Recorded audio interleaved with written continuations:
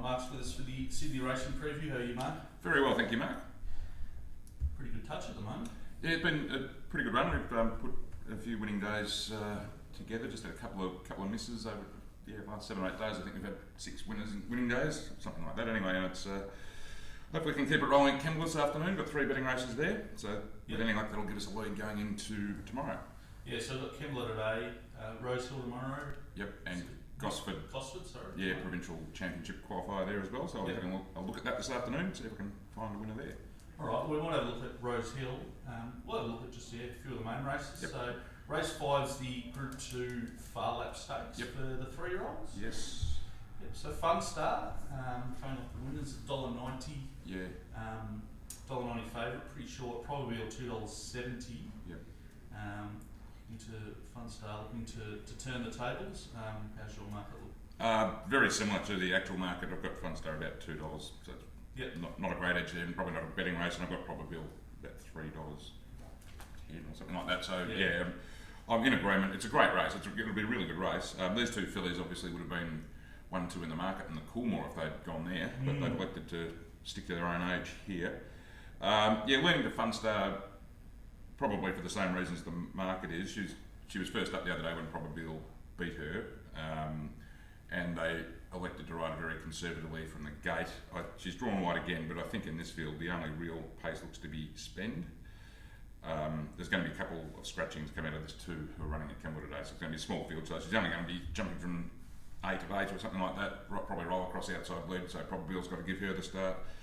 With that fitness edge, I think that'll be enough to turn the tables, but as I said, there's the market's found her, not surprisingly, and there's not a huge amount of value there. Fair enough. Race 6 is the Group 2, the Ajax, over 1500. Pretty bit wide open this. Quackerjack, Cascadian, Rock, Imaging, and Vega Days all up there in single figures, and they're all between about $6 and $7 at the moment. That's right. It is an even race. The lead-up race was the Liverpool City Cup at Randwick 2 weeks ago, and the talking point after that race was Cascadian and Imaging ploughing into each other at about the 300, costing themselves their chance really. Quackerjack beat Vega Days in a photo that day.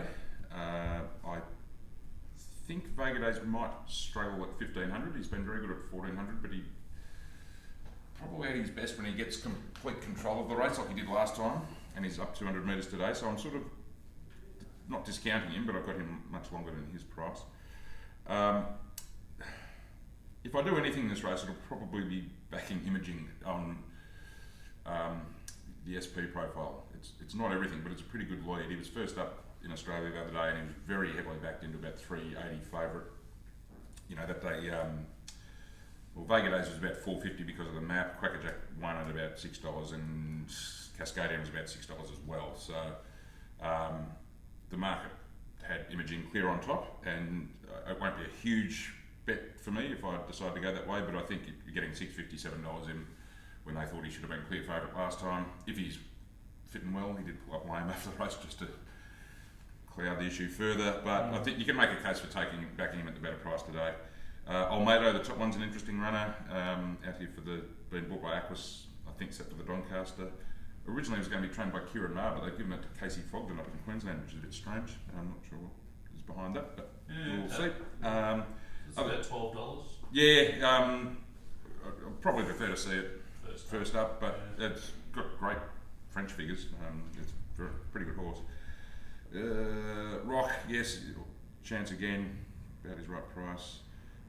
I Am Superman has a chance, and look, there are quite a few chances. If anything, maybe Imaging at the price. No worries. So race 7 is the Group 1. Yep.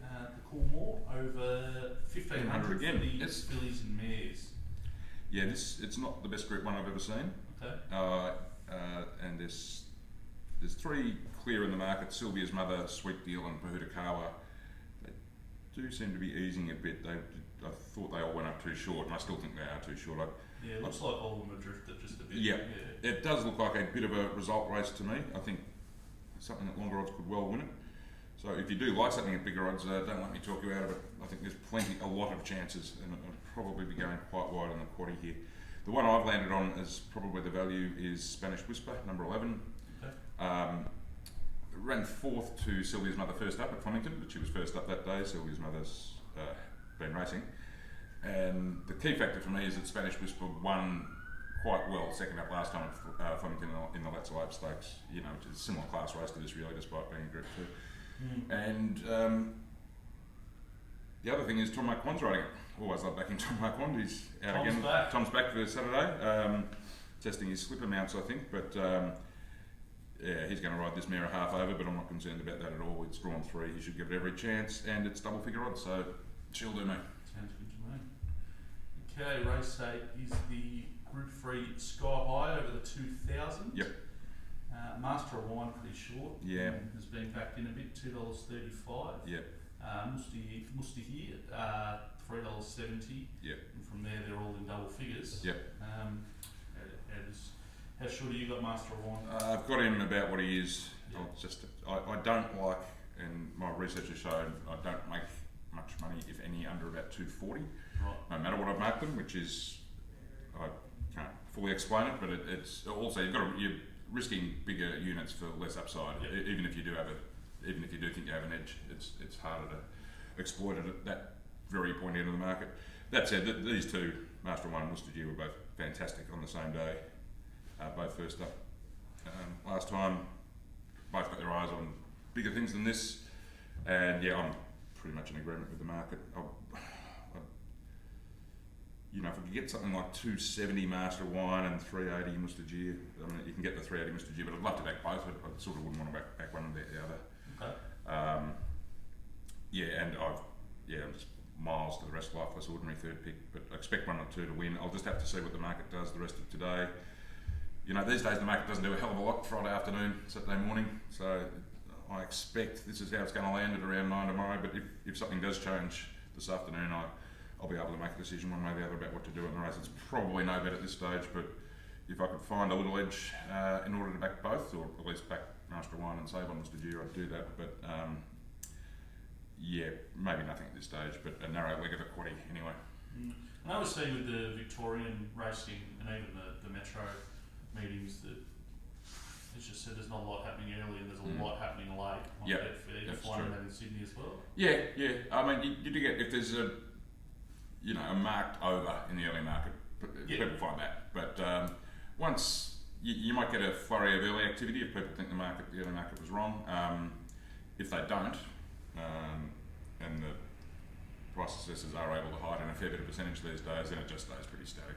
And even, the 9 o'clock MBLs kick in and nothing happens, and nothing happens till the last 3 minutes. Yeah, there's a lot happening very late. Yeah. All right, we'll just have a look at the last. Yep, the interesting race. Race 9's the benchmark 88 up to 13.50. Positive Peace favourite $3.90 and has been backed by the looks. Raw Celebration at $5. Yeah, I'm a little bit against Positive Peace. She's had a sensational preparation, just keeps winning. Yep. The manner of her win last time and the fact her last section was pretty slow, it was a pressure race, but she was tiring towards the line, suggests to me she might have been to her top now this prep. She did rate lower than in her previous win on the Kenzo, so the graph's starting to go a bit like that, and she might be on the way down. So as favourite, I'd like to be around her. The one I have found is Accession, who is third up now. Nash on, good map. And backable odds, so I think that's the way I'll go there. You get 650 and maybe even a bit better. I've got it on top, but I've been, like I say, I've been a bit hard on Positive Peace. Royal Celebration